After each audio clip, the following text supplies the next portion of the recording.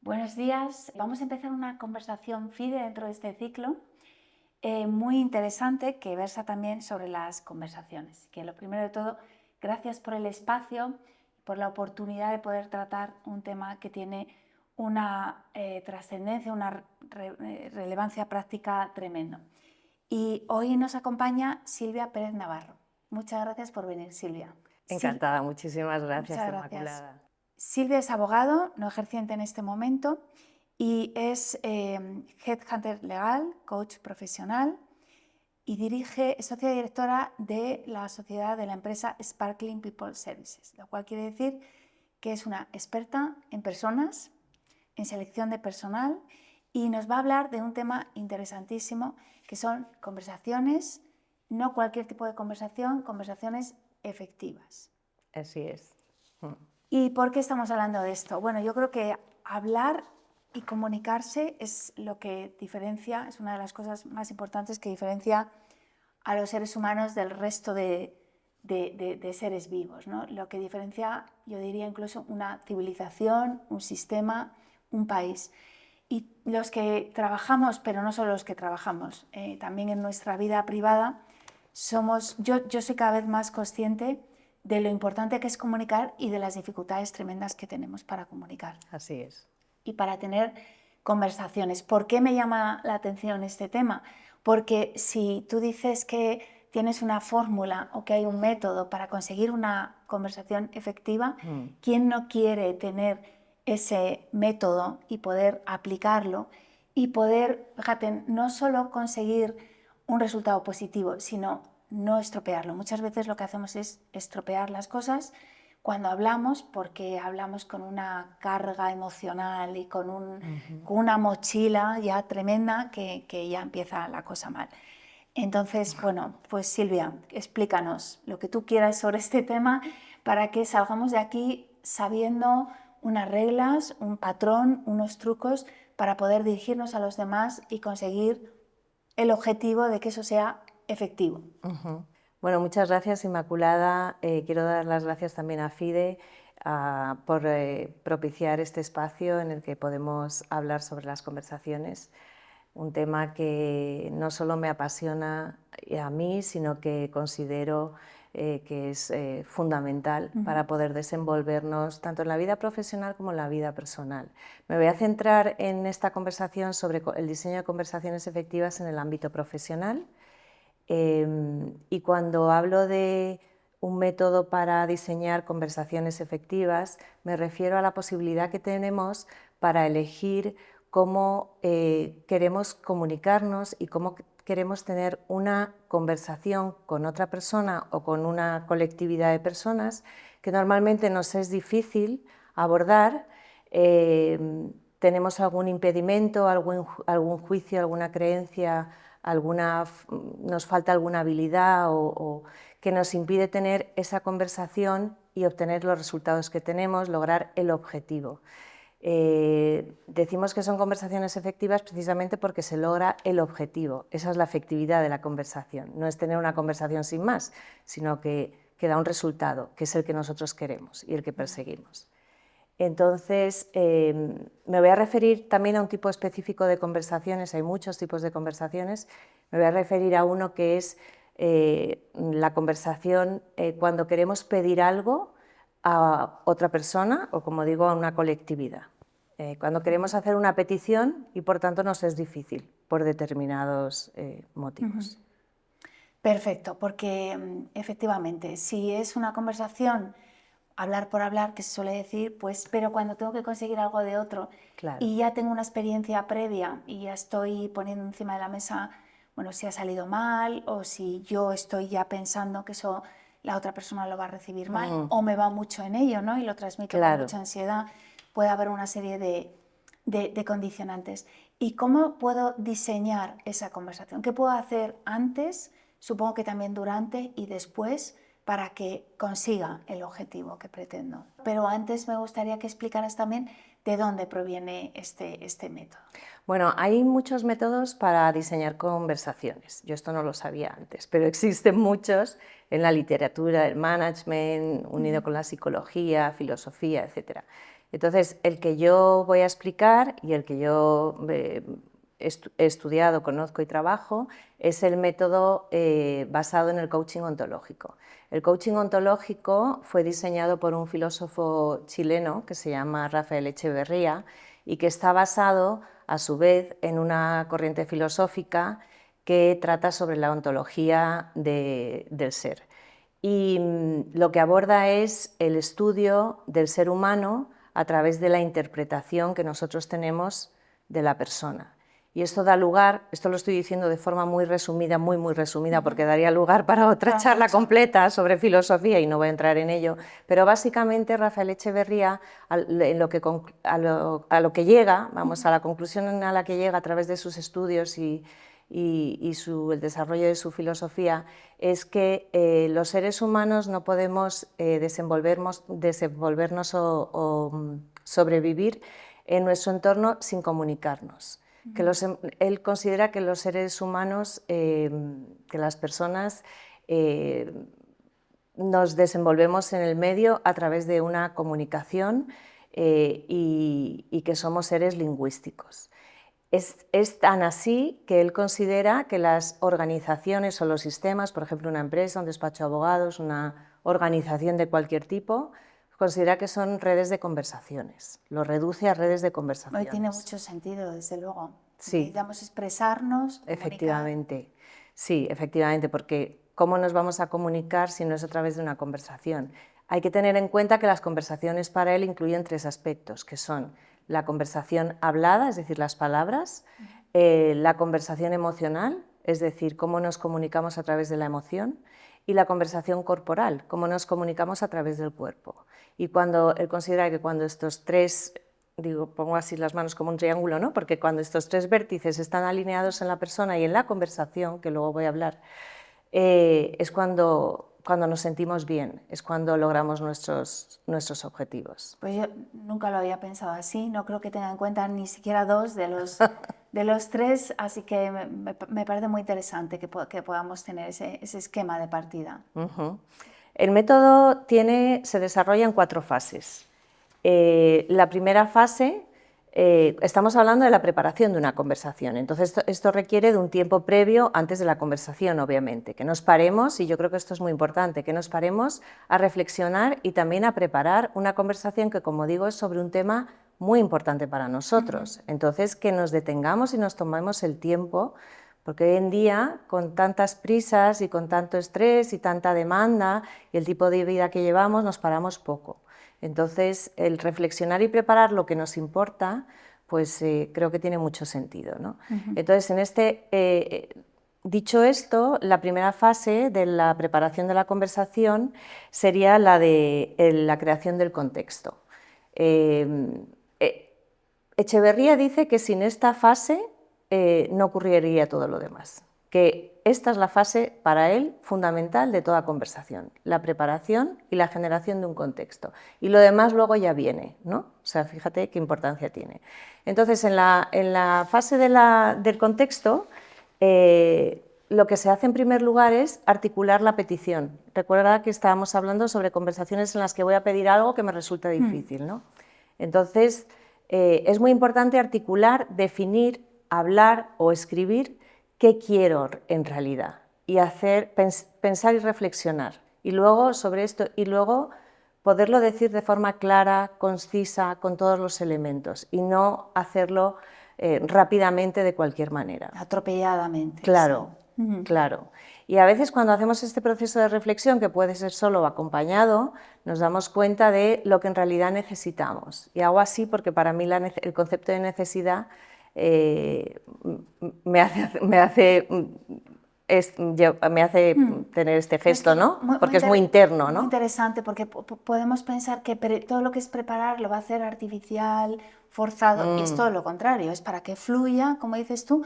A partir de aquí, si está bien concebido, bien diseñado, va a fluir y vamos a va a facilitar que consigamos un determinado objetivo, ¿no? Efectivamente, das en la clave, Inmaculada, porque no es artificial, es un proceso de reflexión, es un proceso de preparación, de atender lo que importa, de atender a nuestra necesidad, ¿no? Y para eso cuidarlo y también de atender a lo que le importa a los demás, que ahora entraré en ello, ¿no?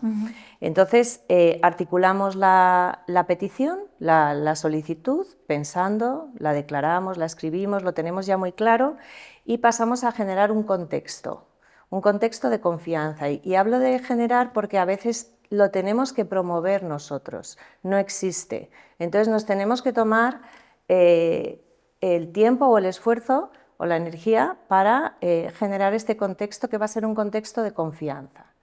Toda conversación fluye muchísimo mejor en un contexto de confianza, tanto en equipos profesionales como en conversaciones individuales. Es la base, de hecho, desde luego en coaching ontológico, para que toda conversación se desarrolle de manera... Que no nos sintamos amenazados, que confiemos en lo que esa persona va a hacer con nosotros o nos quiere transmitir, sin que estemos ya un poco alerta, ¿no?, de qué es lo que va a pasar. Eso es. Y yo creo que estamos así la mayor parte del tiempo. Probablemente, estamos sí. Alerta, en defensa. Sí, sí, probablemente, sobre todo en el ámbito profesional, en el que es muy... El ámbito de los abogados sí, es tremendamente exigente, ¿no? Y de los profesionales de compliance, que son con los que yo normalmente suelo trabajar. Es un ámbito muy exigente, ultra exigente, y entonces, bueno, pues estamos alerta, como dices tú. Pero también no solo tener en cuenta la confianza del que pide, sino tener en cuenta o generar un clima de confianza para la otra persona, que la otra persona se sienta cómoda, se sienta que tiene confianza en ti y que puede establecer una conexión contigo, ¿no? Entonces eso facilita mucho la conversación. Y cuando generamos para generar un contexto de confianza hay un par de elementos que son fundamentales. Todo esto que te digo puede sonar como muy básico, porque en realidad uno puede pensar, pues esto... pero en realidad no se hace. No se hace. No se hace, y es muy básico. Entonces me encanta porque traemos lo básico y lo importante, ¿no? Totalmente. Entonces, para generar un clima de confianza es muy importante elegir el lugar donde vas a tener esa conversación. Por ejemplo, voy a poner un ejemplo que me viene a la cabeza. Yo trabajo en, no sé, una empresa o en un despacho de abogados y quiero pedir a mi superior que valore una promoción profesional, por ejemplo.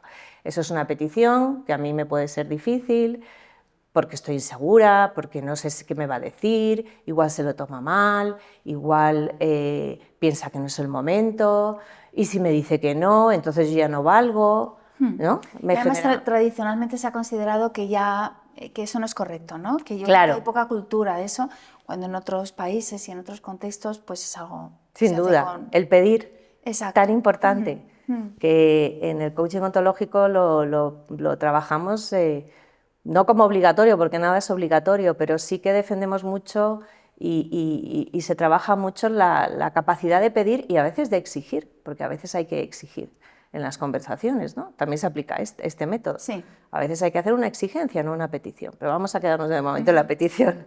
Entonces, ¿dónde va a tener lugar esta conversación, como decía?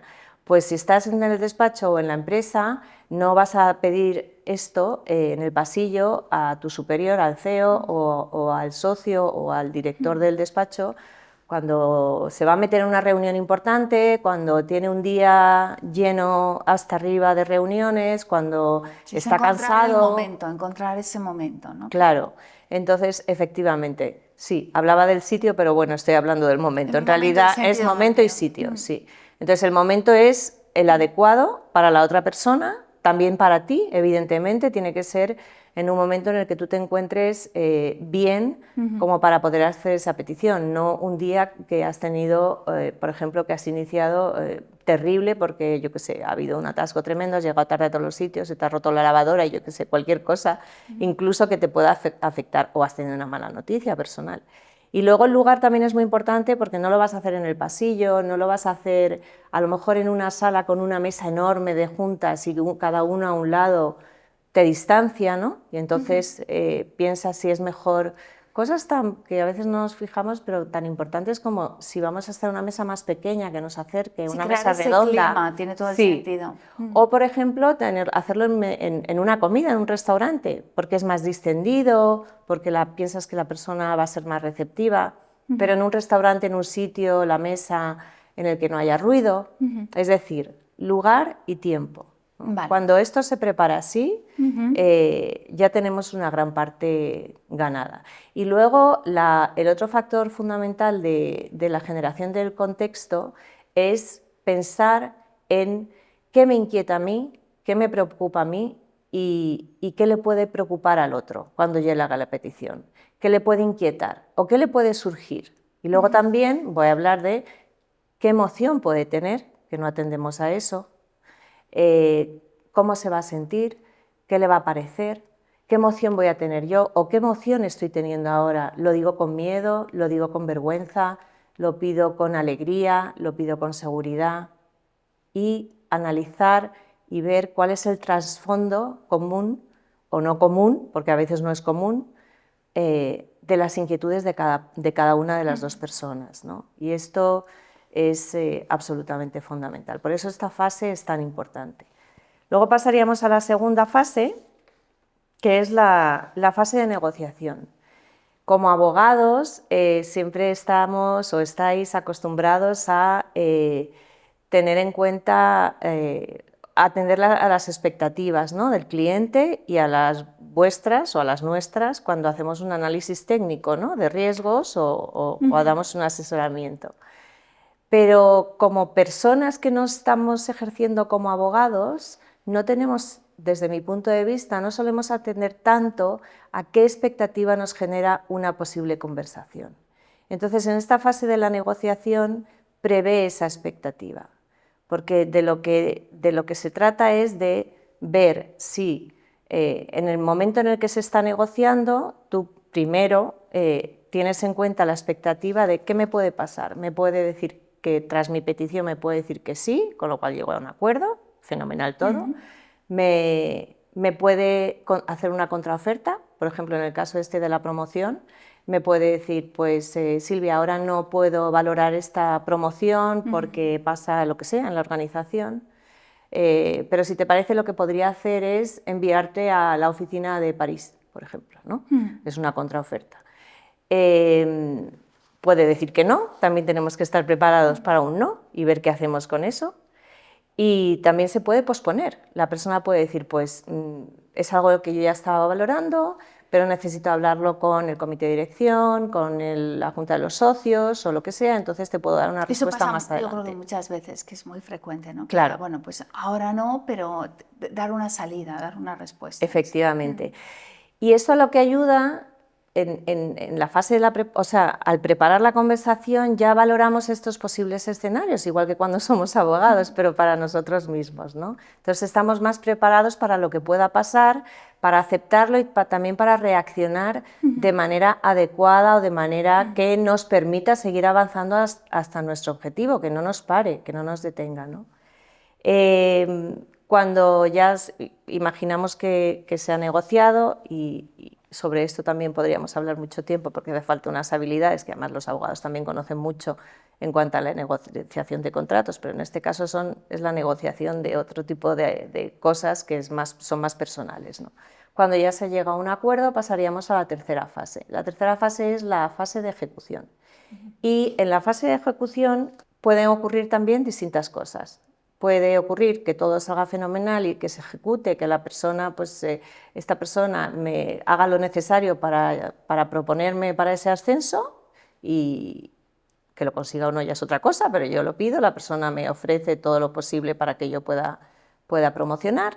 Puede ocurrir que yo revoque mi petición por algún motivo intrínseco a mí, por ejemplo, pues porque no sé, necesito irme a vivir a no sé dónde porque mi hijo se ha ido yo qué sé, a Londres a estudiar y he decidido que me quiero ir al Reino Unido y que quiero pasar un tiempo allí. Bueno, pues entonces comunico esa revocación, ¿no?, que es ya no necesito pedirte esto, y entonces damos las gracias, porque en esta fase es fundamental, en la ejecución, es fundamental lo que Rafael Echeverría denomina como impecabilidad. Me encanta este término, es ser impecable, que yo creo que también está muy relacionado con el ámbito de los abogados, ¿no? Y profesionales de compliance, relacionado con ese rigor y esa profesionalidad a la que estamos acostumbrados, ¿no? Pero también ser impecable en las formas de conversar sobre temas no profesionales. Bueno, esto es profesional, pero quiero decir no técnicos, ¿no? Entonces, si lo revocamos, lo explicamos y damos las gracias. La educación y la cortesía, desde luego, son imprescindibles, ¿no? Claro, pero fíjate... a largo plazo para poder volver a abrir esa conversación, ¿no? También muchas veces estamos un poco a la que salta, pues mira, me ha pedido esto y encima, pues ahora tal, de aquella manera, bueno, pues que no haya ese reproche, ¿no? Que por nuestra parte haya una forma de decir las cosas tan intachable, como dices tú, que tan impecable que podamos volver a retomarlo en el futuro, porque nunca se sabe, ¿no? Has dado el clavo al hablar de reproche, ¿no? Porque precisamente entra en esta fase. En el caso de que revoquemos o en el caso de que la otra parte cancele, haya una cancelación, porque no sé, pues porque no se ha podido dar la circunstancia, pues porque le hayan dicho el comité de socios que no es el momento de abordar este tipo de temas, el despacho está en otro momento ahora mismo y no se puede, o porque en la empresa, no sé, pues de pronto hay una, no sé, una adquisición en ciernes y no lo sabía esta persona y oye, ahora no se puede promocionar a nadie y tal, entonces se cancela. Y la otra posibilidad es posponerlo, como hablábamos antes, cuando se está ejecutando, el que lo tiene que hacer o el que a quien se lo ha pedido se da cuenta, surgen circunstancias imprevistas y entonces tiene que posponerlo para más adelante. También da una explicación y se es transparente con la otra persona para que no haya malos entendidos. Y en relación con los reproches, lo que decías tú, es muy importante que en esta fase, cuando las cosas se tuercen o no son como esperábamos, tenemos una herramienta muy poderosa que es la del reclamo productivo en lugar de la queja improductiva. La queja improductiva muy interesante. Perdona que te interrumpa. Yo creo que es muy interesante porque creo que con toda esa foto que estás definiendo y describiendo, uno se da cuenta de que muchas veces afrontamos estas situaciones, en concreto, la que has puesto como ejemplo, con bastante falta de transparencia. Ni siquiera queremos reconocer, bueno, es que voy a ir y voy a pedir, y yo he tenido esta conversación muchas veces, y la gente lo disfraza, lo enmascara, no, es que yo es por saber, no, es que es como si fuera una cosa técnica, en vez de afrontarlo, es decir, no quiero que se sepa qué va a pasar conmigo, si es que es muy legítimo. Claro, ves, mira, y haces muy así, bueno, ¿no? es el lenguaje corporal. Claro, quiero pues esto es fantástico, porque cuando te dicen, o sea, ese doble juego, ese póker, ¿no? Ese juego de póker de, no, yo no, pero sí, pero me interesa, pero no, pero te pongo la pregunta, a mí eso me ha pasado un montón de veces, ¿no? Entiendo que es muy tentador el no sentarse delante de tu jefe y decir, ¿qué pasa conmigo? Y entiendo que hay muchos subterfugios, ¿no?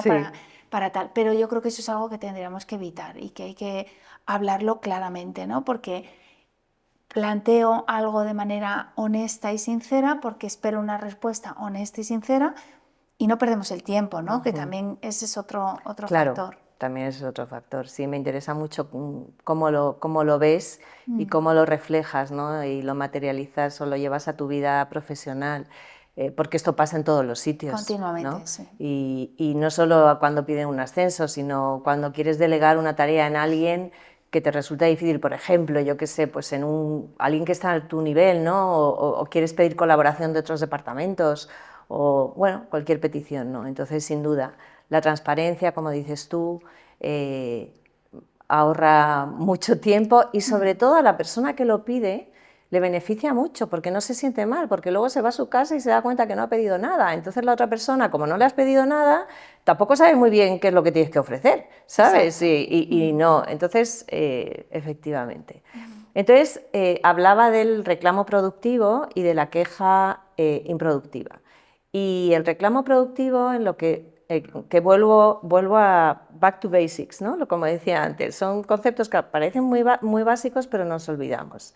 Entonces, el reclamo productivo es reclamar, aunque parezca muy fuerte, reclamar o por lo menos decir, expresar qué no te ha parecido bien, qué necesitas que haga esa persona, si cancela, si no lo hace de la manera en la que se comprometió. Oye, pues he observado o he visto que tú, o me he dado cuenta de que acordamos tal cosa, pero es que pasa el tiempo y me habías dicho el plazo X, o te habías comprometido a elevarlo al consejo esta posible promoción, pero no lo has hecho, o lo has hecho de una manera que el cargo que propones no es lo que me habías dicho, ¿no? Entonces, y para mí esto es muy importante, y vuelvo a la necesidad propia. Cuando tú lo justificas con tu necesidad, el otro lo recibe de otra manera, porque es honesto, ¿no?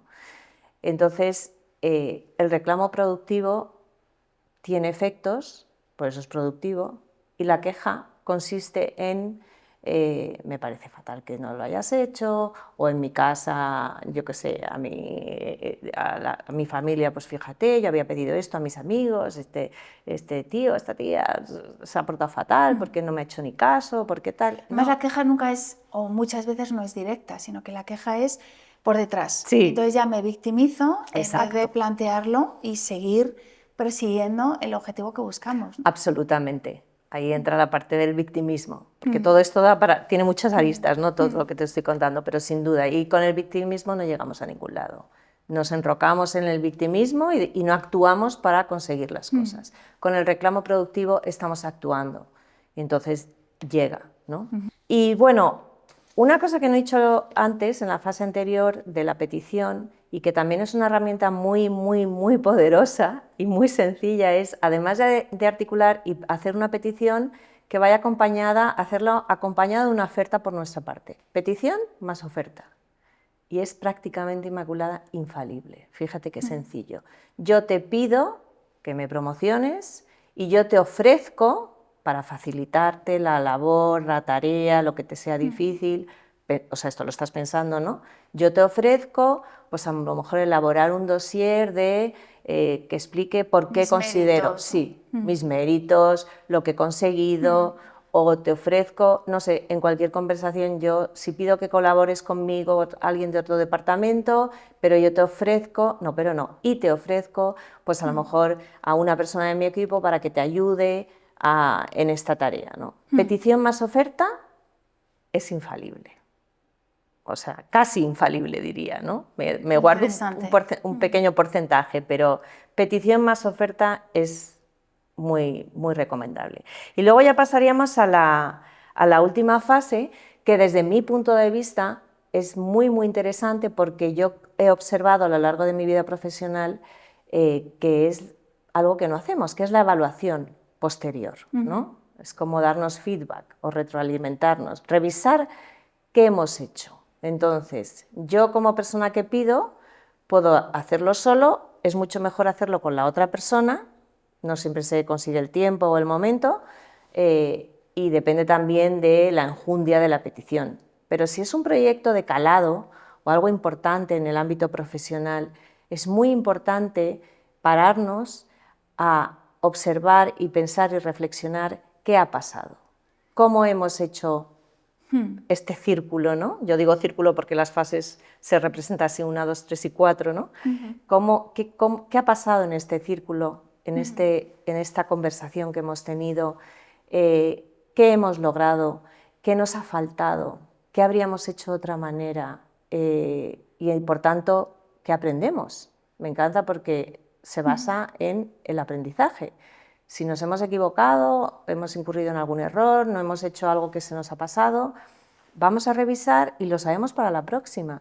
Y esto, como vamos tan rápido, totalmente, pues no se hace. Bueno, también en las empresas, la vida privada yo creo que es de otra manera, pero en las empresas funciona mucho el ejemplarizarlo y marcar una pauta que la gente, bueno, pues actuamos por imitación, ¿no? Entonces, hay empresas o hay departamentos que tienen una determinada cultura, a veces tóxica, a veces muy positiva, en la que, bueno, se ha empezado a hacer esto y cuando alguien entra, pues es como un recién nacido que empieza a respirar, ¿no? Pues ya sabe que las cosas funcionan así. Sí. Y cuando se aprende así desde pequeñitos, desde que se empieza en la empresa, por utilizar la metáfora, yo creo que es más fácil, ¿no? Y se hace de manera más natural y con mejores resultados. Sin duda. Pero desde luego, si lo haces una sola vez, la persona con la que lo hagas va a prestar atención a todo esto, seguro. Y bueno, pues esas son las 4 fases de este diseño, que bueno, parece muy complejo, parece muy largo, pero en realidad yo lo he explicado con un poquito de detenimiento pues para que se entienda, ¿no? Pero no, tampoco requiere una gran cantidad de tiempo, como decías tú, un teatro, ni un guión, ni nada.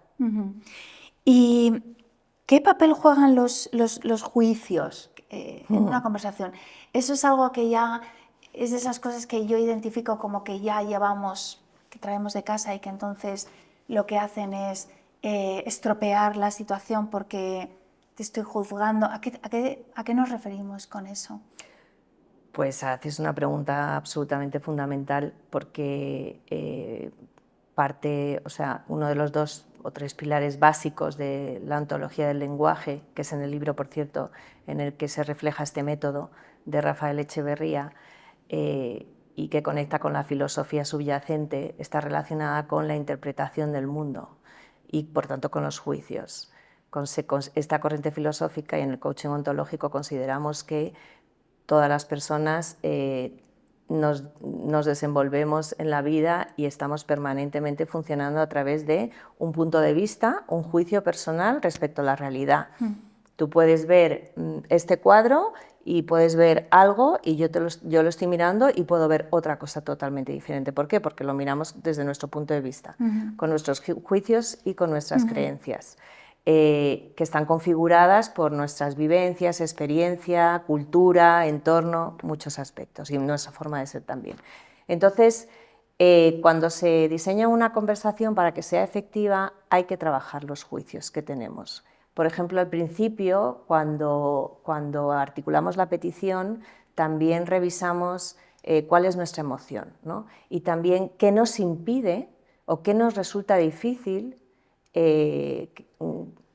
para llevar a cabo esa conversación, ¿no? Y muchas veces son juicios limitantes, son juicios que nos obstaculizan, que no nos permiten hacer esa petición. Puede ser, yo no me siento inseguro, yo ¿cómo voy a pedir esto si yo todavía no soy directora legal de la empresa X, soy abogado in-house? ¿Cómo se lo voy a pedir al CEO? Pues me va a decir que eso es un juicio, porque tú no sabes lo que te va a decir, ¿no? O al CEO le va a molestar, entonces los juicios pueden ser limitantes o pueden ser posibilitadores. Si yo tengo confianza en mí, podré ir de una manera mucho más segura a hacer esa petición, voy a transmitir más confianza, voy a transmitir más seguridad y más claridad. Entonces los juicios son fundamentales, trabajarlos. Los que no nos ayudan, ojo, los que nos ayudan se quedan. Y ahora que ya sabemos que queremos una conversación efectiva y que tenemos identificados los puntos, un esquema, una forma de actuar, ¿qué habilidades tendríamos que tener para que eso se lleve a cabo correctamente? Yo te voy a mencionar 2 o 3 que a mí me parecen clave. Hay más, pero las clave por lo menos las que a mí me han... para mí fue un descubrimiento apasionante, interesante y de gran crecimiento. Yo empezaría por la escucha. A mí la escucha es un tema, la habilidad de la escucha es un tema en sí mismo que me interesa, me apasiona porque lo descubrí cuando me formé como coach y me daba cuenta de que yo no escuchaba bien y que no escuchaba lo suficiente. Y esto suele pasar. A mí me pasaba y me sigue pasando, aunque lo he trabajado, ¿no? Pero en general no escuchamos. Entonces es fundamental hacer una buena escucha. Del otro, cuando te contesta tu petición. De ti mismo respecto a qué te pasa. Y hacer una escucha activa, estar presente en la conversación, verdaderamente atender a lo que el otro te está diciendo, a lo que no te dice, a cómo, qué te transmite con su corporalidad, con su postura, con sus ojos, con el tono de la voz, con sus emociones, si se está poniendo nervioso, se está poniendo enfadado, o ver qué emociones le genera esto que pregunta, ¿no? Y está muy relacionado con la empatía, que es la otra, que para mí también ha sido un gran descubrimiento, que es yo me pongo en tu lugar. La empatía es un viaje de ida y vuelta, porque si no volvemos nos quedamos enganchados y no nos sirve para una conversación efectiva. Entonces yo me pongo metafóricamente en tu lugar, entonces veo por tus ojos, siento por tu corazón, escucho por tus oídos, o sea, me pongo en tu sitio, yo te estoy haciendo una petición, imagínate. Entonces soy capaz de imaginarme qué te pasa a ti con eso y luego vuelvo, por eso es el viaje de ida y vuelta, y luego vuelvo a mi sitio con esa información, entonces puedo adaptarlo. Y eso es la empatía, ¿no? Y cómo funciona la empatía. Y esas dos habilidades me parecen imprescindibles en todo el ciclo del diseño de la conversación. Hay otras también, pero esas dos me parecen fundamentales. Es que oyéndote, escuchándote, cuando una persona hace esto, pues es muy inteligente, ¿no? Y es inteligente porque conectamos ahora con el siguiente tema que quería tratar, que es la inteligencia emocional, que al final es esto, es me escucho, me conozco, sé qué es lo que hay en mí, y te escucho, te conozco, sé lo que hay en ti, y conforme a eso puedo actuar. Yo voy a contar una anécdota muy rápida. Hace muchos años, en un viaje, visité un monasterio benedictino. Sí. Y entonces, bueno, pues el edificio, la historia que te cuenten y tal, muy interesante. Pero en una pared, en un mural inmenso, pues estaban escritas la doctrina o las pautas de la orden, ¿no? La obediencia, la pobreza, pero luego había otra pared mucho más grande todavía que solamente tenía una palabra escrita que era auscultare y que viene del latín escuchar. Entonces lo primero que había que hacer cuando se entraba allí era escuchar. Probablemente escuchar el silencio porque no había otra cosa, pero ese conectar con la esencia, conectar contigo, olvidar el ruido, ¿no? Pues es que es fundamental. Y es que si tú ahora lo piensas, cómo vamos un poco como pollos sin cabeza, ¿no? Hablando, diciendo, conversando con los demás, bueno, y te trasladas a estas pautas, ¿no? Pero ya sin más, si nos puedes hablar un poquito de la inteligencia emocional, que todo el mundo habla de ella, y qué es, cómo se puede resumir, qué pilares tiene, en qué consiste. Gracias, Inmaculada, porque mencionas una anécdota preciosa que me voy a quedar con ella. Tengo una foto de la pared. Qué bonito. Tengo una foto, sí. Y bueno, es que claro, eran muy sabios ya entonces y el ser humano ha reflexionado sobre esto, ¿no? La escucha, como decía, el pararnos, el detenernos y el silencio, como dices tú. Pero bueno, me da muchas ganas de hablar sobre muchas cosas, pero tenemos un tiempo limitado. Entonces, sobre la inteligencia emocional, yo te voy a decir lo que a mí me pasó cuando yo empecé a estudiar todas estas cosas. Pues yo me di cuenta de que yo no sabía a qué se refería la gente cuando hablaba de inteligencia emocional. La verdad es que no lo sabía. Y ya soy bastante senior como profesional y mayor en la vida, ¿no? Tengo bastantes años. No sabía. Entonces, yo de la manera en la que lo digo, que me parece mucho más fácil, o sea, muy fácil de entender, es la inteligencia emocional es la manera en la que tú eres capaz de gestionar tus emociones. Eres capaz de hacer algo con tus emociones y cuando es inteligente es porque las gestionas de una manera que te sirvan a ti para tus objetivos, que puede ser tu bienestar, el bienestar del otro, por ejemplo, con tus hijos, imagínate, se puede referir, el objetivo puede ser muy amplio, ¿no? Pero básicamente que gestiones tus emociones. Eso es la inteligencia emocional, dicho en dos palabras muy básicas para que se entienda. Que no te dejes llevar por un impulso, por una emoción, por un estallido, sino que lo controles, ¿no? Que lo gestiones. Que gestión no solamente es controlarlo o reprimirlo, sino ser consciente de que te está pasando. Me estoy enfadando, me molesta que me digan esto, ¿no? A mí esta mañana me ha pasado y me he dado cuenta. Qué bien. He dicho, no, el problema es mío, el problema es que me está molestando a mí, pero esta persona no está haciendo nada malo, ¿no? Entonces, gestionarlo es controlarme yo, en ese caso, ¿no? En este caso me he controlado y he dicho, no, la culpa la tengo yo. Entonces luego se lo diré a la otra persona también. Pero me he dado cuenta que no me podía dejar llevar por eso, ¿no? Ahora es una disculpa productiva, entonces. Sí, porque, bueno, si fuera otro tipo de relación, pero es una persona Sí. que me conoce mucho, que sabe que, Sí. que no me ha gustado Sí. y que entonces, bueno, pues se ha hecho loco Sí. para que no tal, Sí. pero dirá, oye, Sí. que esto, ¿qué pasa? Sí. ¿No? Que no, porque yo no, Que no va que no conmigo. he dicho nada, ¿no? Sí. Pero bueno, también es la convivencia. Yo creo que eso cuando Claro. convives con... Bueno, es inevitable. Es inevitable. Claro, las emociones es tan inevitable porque las emociones son inevitables. Más que controlar, de lo que se trata es de gestionar, de administrar, de saber qué hacer con ellas, ¿no? Porque no se controla nada. Eso es otra cosa que se considera en el coaching ontológico. El control es una ilusión que tenemos permanentemente y nos chocamos contra ella. No logramos controlar las cosas, pero sí podemos contribuir a hacer y gestionar, ¿no? Entonces, a lo que se refiere, perdona, la inteligencia emocional es, en primer lugar, identificar la emoción. Como tú muy bien has dicho, esta mañana he tenido una conversación con una persona y me he dado cuenta de que tenía enfado o rabia, ¿no? Me ha molestado. Te ha molestado, me ha molestado, Sí, vale. me ha molestado. Pues cuando algo te molesta, lo que surge es rabia, normalmente. Entonces, defines, cuando tienes conocimiento sobre las emociones, le pones un nombre, porque si a la emoción no le ponemos un nombre, no sabemos lo que nos pasa. Entonces, pues a lo mejor es rabia. Entonces, la defines y ves qué haces con ella. La rabia, todas las emociones son fundamentales. Si no tuviéramos emociones estaríamos muertos. Para empezar, si no tuviéramos miedo no miraríamos al cruzar y nos atropellaría un coche.